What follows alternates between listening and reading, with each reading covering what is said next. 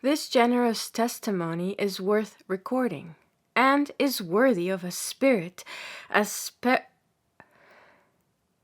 This generous testimony is worth recording, and is worthy of a spirit as persevering as was Waghorn's.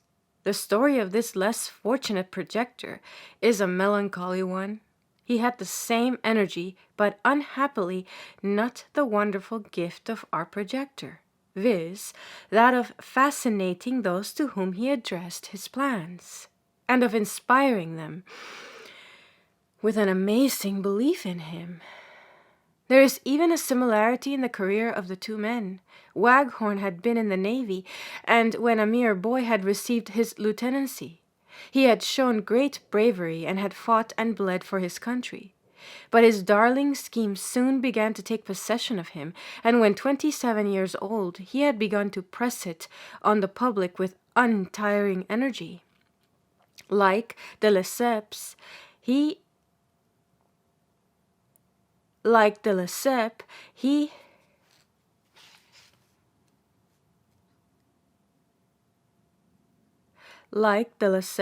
he addressed meetings all over the kingdom. And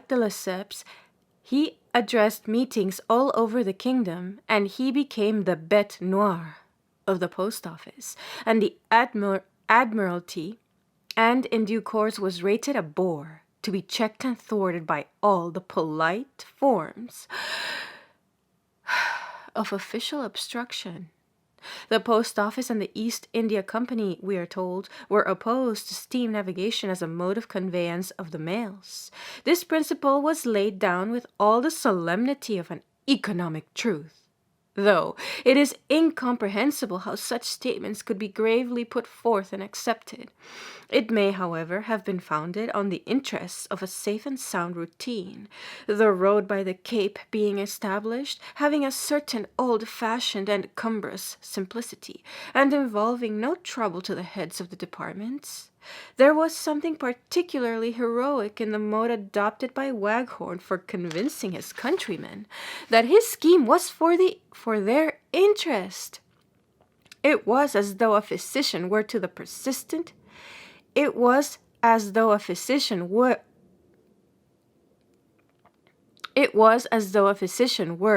persistent treating a sick patient who believed him to be an impostor, and were to convince him by making him well. Waghorn could only prove his case by doing himself what he wished others to do, and this at the expense of his health and fortune. Wearied of his applications, the authorities at last, in 1829, allowed him to carry some despatches as an experiment, when he hurried off and traveling night and day reached Suez, where he was told he would find a steamer. The steamer had unfortunately broken down, and did not appear, when the brave man threw himself into an open boat, and for 6.5 days pursued a dangerous course down the Red Sea to Aden.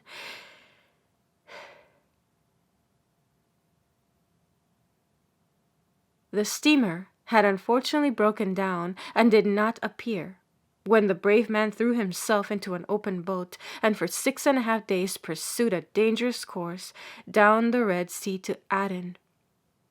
Nothing indeed was too much for his exertions. Mainly out of his own resources, and assisted by a committee at Bombay, he next proceeded to make the route available for travelers. He formed the 8 halting places in the desert between Cairo and Suez, and which are now marked on every map of Egypt. Built 3 large hotels, established regular caravans, substituted English carriages for the camels on which passengers had been obliged to mount, and introduced small steamers on the Nile. In the presence of such facilities, routine had to yield. How reluctantly it may be conceived, when it is stated that, though these arrangements were in working order in 1831,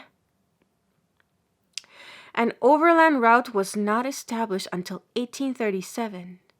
in one of his humble and almost piteous appeals to the authorities.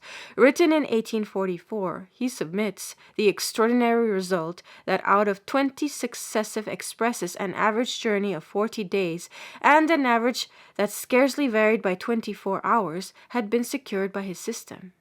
In 1845, he wished to show that there was a yet greater advantage to be gained by the Trieste route. And when his express arrived at Suez on October 19, 1845, he took it on to Alexandria, which he reached the following day, and arrived in London at 4 in the morning of October 31st, a prodigious feat for those days. But now his means began to fail, and with them his health. To the last he was, as de Lesseps says, looked on as a man with a craze, a trouble to the public. Now that what he had so long pleaded for had been adopted, men did not care to be reminded of these obstructions. It was with him as with de Lesseps, who is still looked on coldly by reason of the trouble he gave. In January 1850, at the comparatively early age of 50, Waghorn died, having only just been granted a pension, which was small in amount and procured with difficulty for this public benefactor. No wonder the projector of the water route should speak with tender sympathy of the projector of the overland journey, and there is something touching in the picture of the projector of the canal watching thoughtfully at Alexandria the impassioned courier, hurrying past him on his way, while he himself was maturing his own gigantic scheme. It is impossible to speak of de Lesseps and his Suez Canal without recalling the story of the ill-fated Waghorn. We now return to the former. In the year 1852 he had again recurred to the design, had drawn up a program which he had translated into Arabic, and took the step of writing to an old friend, the Dutch Consul General, to know what chances there were of its acceptance by Abbas Pasha, the Viceroy. Since the year 1849 he wrote to this Monsieur Risners, on July 8, 1852, I have never for a moment ceased studying this question, which so engrossed my thoughts when we were in Egypt together 20 years ago. I must own that my scheme is still in the clouds, and I can't conceal from myself the fact that so long as I have only myself to believe in its possibility, it amounts to its being impossible to get the public to accept it. We must have a basis to go upon. To establish that basis, I want your assistance. The idea is to cut a passage through the Isthmus of Suez, which has again and again been proposed since the old historical times, and perhaps for that reason has been thought impossible. I send you a memoir which I have drawn up on the subject. Such was the modest fashion in which more than 20 years ago the projector opened his great scheme to a friend. Abbas Pasha was a voluptuary, devoted to Eastern pleasures, and not inclined to entertain such schemes. But already our projector was beginning to be stimulated by obstacles, and to show that fertility of resource which obstacles generated. But already our projector was beginning to be stimulated by obstacles, and to show that fertility of resource which obstacles generated. One of the Fould family was then proposing to establish a bank at Constantinople, and de Lesseps seized the opportunity to have the proposal opened to the Sultan. It was coldly declined, on the ground of its interfering with the prerogative of the Viceroy of Egypt. Seeing that it was hopeless, our projector laid the whole aside for the present.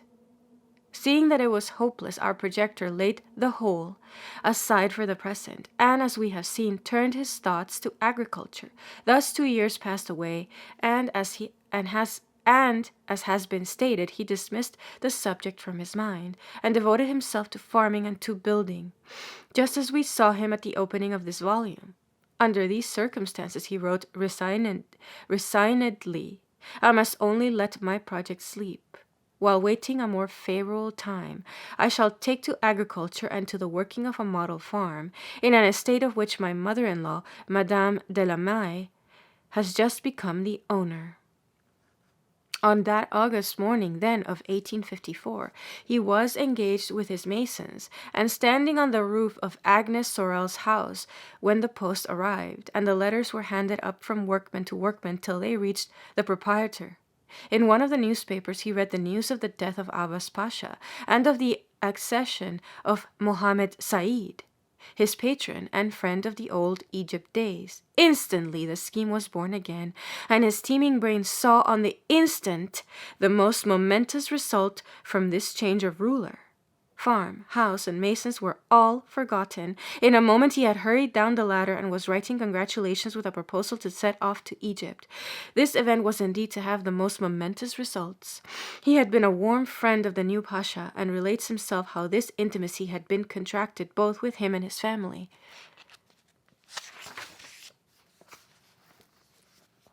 While residing as a French agent accredited to Mehmet Ali, that great prince had shown me much affection on account of the memory of my father, who, while residing as a French agent accredited to Mehmet Ali, that great prince had shown me much affection on account of the memory of my father, who, when representing France in Egypt after the peace of Amiens, had contributed to the elevation of the Bim Bachi Mehmet Ali Aga, who had recently arrived from Macedonia with a contingent of 1,000 men. The first consul, Bonaparte, and the Prince de Talleyrand, Minister of External Relations, had instructed their agent to seek amongst the Turkish militia for a bold and intelligent man to be named from Constantinople, Pasha of Cairo. A title almost nominal, and who could serve to break down the power of the Mamelukes, who were hostile to French policy. A title almost nominal, and who could serve to break down the power of the Mamelukes, who were hostile to French policy. One of my father's janissaries brought to him one day Mehmet Ali Aga, who at that period could neither read nor write. He had left Kavala with his little band, and sometimes boasted of coming from the same country as Alexander. 30 years later, when the consular corps came to Alexandria to compliment Mehmet Ali Pasha on the victories of his son, Ibrahim Pasha in Syria, the viceroy of Egypt, turning towards me, said to my colleague, "The father of this young man was a great personage when I was a very small one. He had one day invited me to dinner. The next day I learnt that some silver had been stolen from his table, and as I was the only person who could be suspected of the theft, I dared not return to the house of the French agent, who was obliged to send for me and reassure me." Such was the origin of my relations with Egypt and the family of Mehmet Ali, and consequently of my friendship with Said Pasha. His father was an extremely severe man, who was annoyed at seeing him grow fat to a formidable extent, and who, to prevent excessive obesity in a child he loved, sent him to climb the masts of ships for 2 hours a day, to skip with a rope, to row, and to walk round the walls of the city. I was at that time the only person authorized to receive him. When he came to me, he would throw himself on my divan quite worn out. He had come to an understanding with my servants, and he confessed to me later, to obtain from them secretly meals of macaroni to make up for the fasting imposed on him. The prince was brought up in French ideas, with an impetuous head and great sincerity of character. 2 years before he had been accused of conspiracy, he had been ill-treated by the viceroy. His family had been exiled, the discontented had gathered round him, and he had been obliged to escape as he could. He came to Paris and lived at an hotel in the Rue de Richelieu, where I visited him. His situation, the welcome I gave him, and the recollection of his childhood established between us from that moment a truly brotherly friendship. He speaks of the new ruler as intelligent, and sympathetic, who indeed through all the He speaks of the new ruler as intelligent and sympathetic, who indeed through all the progress of the enterprise showed the most impulsive devotion as well as a most un-Eastern constancy. Much, too, must be allowed for the charm of the remarkable character which he had to deal with, a character whose sound principle ever was to have faith in himself.